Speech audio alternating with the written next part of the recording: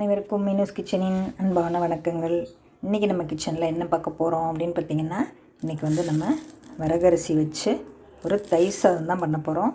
இது எங்கள் செட்டிநாடு பார்த்திங்கன்னா, செட்டிநாடில் நைட்டு பொண்ணை வீட்டுக்கு அழைக்கும்போது அந்த நைட்டு டின்னரில் இந்த தயிர் சாதம் கண்டிப்பாக இருக்கும். அதாவது சாதா அரிசியில் போட்டு தயிர் சாதம் பண்ணுவாங்க. இப்போ லேட்டஸ்ட்டாக சிறுதானியத்தில் வரகரிசியில் தயிர் சாதம் பண்ணி நைட்டு டின்னருக்கு வைப்பாங்க. இப்போ நம்ம அதுதான் பண்ண போகிறோம். இதுக்கு நான் 100 கிராம் எடுத்திருக்கேன் வரகரிசி. அதாவது இந்த ஆழாக்கில் அரை ஆழாக்கில் 1 எடுத்திருக்கேன். இதை நம்ம தண்ணி ஊற்றி நல்லா கழுவிட்டு குக்கரில் போட்டு ஒரு 3 விசில் வேகிற வரைக்கும் நம்ம வேக வச்சு எடுத்துக்கலாம். இதுக்கு பார்த்திங்கன்னா அரை டம்ளர் பால் எடுத்திருக்கேன். நம்ம பால் ஊற்றி தான் நம்ம வேக வைக்க போகிறோம். என்னடா தயிர் சாதம்ங்கிறாலே பால் ஊற்றுறாலேன்னு நினைக்காதீங்க. பால் ஊற்றும்போது உங்களுக்கு டேஸ்ட் இன்னும் நல்லாயிருக்கும். நான் தயிர் சாதம்னா தயிராகவே வச்சுக்கல, நான் மோரை கடைஞ்சி வச்சுருக்கேன். இப்போ நம்ம மோர் தான் சேர்த்துக்க போகிறோம். நீங்கள் தயிர் கூட சேர்த்துக்கலாம். தயிர் தான் சேர்க்கணும். நான் மோரை தயிர் நல்லா கடைஞ்சி மோராக்கி வச்சுட்டேன். அதனால் இப்போ தயிர் தான் நமக்கு கொஞ்சம் சேர்த்துக்கணும். இப்போ நான் பால் ஊற்றிட்டு பத்தாவதுக்கு தண்ணி ஊற்றி நம்ம குக்கரில் 3 விசில் விட்டு வேக வச்சு எடுத்துக்கலாம். இப்போ நம்மளோட அரிசி நல்லா கழுவி எடுத்தாச்சு வரகரிசியை. இப்போ நான் இதில் அரை டம்ளர் பால் சேர்த்துக்கிறேன். அதே போல் 1 டம்ளர் தண்ணி சேர்த்துக்கிறேன். நம்ம தயிர் சாதம்ங்கிறனால 1க்கு 2 பங்கு வச்சுக்கலாம் தண்ணி. இப்போ 1 டம்ளர் எடுத்தோம்னா நம்ம குறைஞ்சது 5 டம்ளர் வச்சா அந்த பொங்கல் பதத்துக்கு வரும்போது தான் தயிர் சாதம் நல்லா குலைவாக இருக்கும். இப்போ நம்ம பாலோடு சேர்த்து 1.5 டம்ளர் ஊற்றியாச்சு. இப்போ நான் 2 டம்ளர் சேர்த்துக்கிறேன். அதாவது 1.5 டம்ளர் தண்ணியும் அரை டம்ளர் பாலும் சேர்த்துருக்கேன். இதை நம்ம இப்போ குக்கரில் போட்டு வேக வச்சிடலாம். இந்த குக்கரில் இதோடு அப்படியே நான் ஊற்றிட்டு அரிசி சேர்த்து அப்படியே ஊற்றிடுறேன். ஊற்றிட்டு நம்ம வேக வச்சுக்கலாம். இப்போ பாருங்கள் ஃப்ரெண்ட்ஸ், நம்மளோட வரகரிசி நல்லா கொதிச்சுக்கிட்டுருக்கு. இப்போ நம்ம மூடி போட்டு மூடி வச்சுக்கலாம். நல்லா ஒரு கொதி வந்ததுக்கப்புறம் மூடிக்கலான்னு தான் நேரம் வெயிட் பண்ணிகிட்டு இருந்தேன். இப்போ நம்ம இதுக்கு கொஞ்சம் தேவையான அளவு உப்பு சேர்த்துருவோம். ஏன்னா பால் ஊற்றிருக்கிறதுனால கொஞ்சம் பொங்கிக்கிட்டே வரும். அதனால் ஒரு ஸ்பூனை உள்ளே போட்டுருவோம்.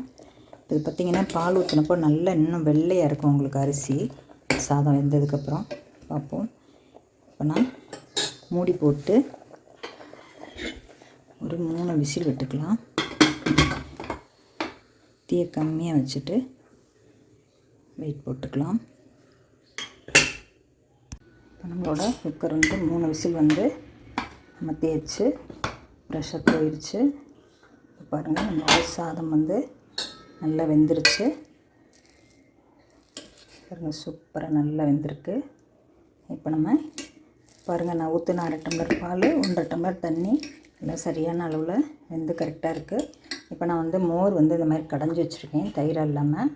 இப்போ நம்ம தாளிக்கிறதுக்கு இதெல்லாம் எடுத்து வச்சுருக்கேன். இஞ்சி, ஒரு பச்சை மிளகாய், கொஞ்சம் கருவேப்பிலை, கொஞ்சம் கேரட்டு, கொஞ்சம் மாதுளம்பருப்பு, அப்புறம் கடுகு, உளுந்தம்பருப்பு, பெருங்காயம், ஒரு வரமிளகாய்.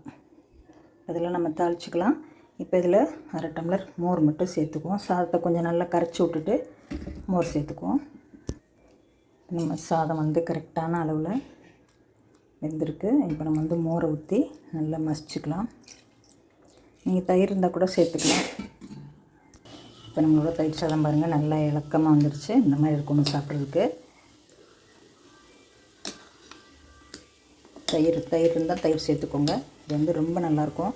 நம்ம சாதத்தை அரிசியை ஸ்கிப் பண்ணிவிட்டு இந்த மாதிரி சிறுதானியத்தில் நம்ம தயிர் சாதம் பண்ணி சாப்பிட்லாம். வரகரிசி தயிர் சாதம். இப்போ நம்ம தாளிச்சிக்கலாம். எப்பவும் போல் அஸ்யூஷுவல் நான் கடாய் வச்சுட்டு 1 ஸ்பூன் ஆயில் சேர்த்துருக்கேன். இதில் நம்ம கடுகு, உளுந்தம்பருப்பு, ஒரு காஞ்ச மிளகாய், அப்புறம் நம்மளோட இஞ்சி, பச்சை மிளகாய், கருவேப்பிலை இதெல்லாம் சேர்த்துக்குவோம்.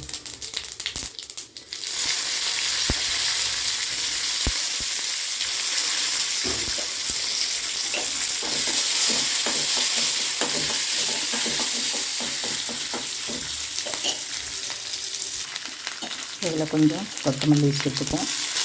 இருந்தால் சேர்த்துக்கலாம், இல்லைனாலும் பரவாயில்ல.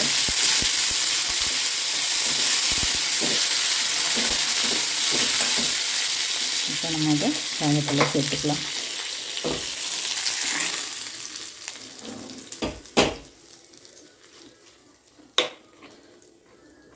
இப்போ நம்மளோட சூப்பரான வரகரிசி தயிர் சாதம் அருமையாக ரெடி ஆயிடுச்சு. இதெல்லாம் நம்ம மேலே எண்ணெய் அலங்காரத்துக்கு இப்படி சேர்த்துக்கலாம், நல்லாயிருக்கும் பார்க்க. இப்போ நம்மளோட சூப்பரான வரகரிசி தயிர் சாதம் அருமையாக ரெடி ஆயிடுச்சு. தொட்டுக்க நான் வந்து பூண்டு ஊறுகாய் வச்சுருக்கேன்.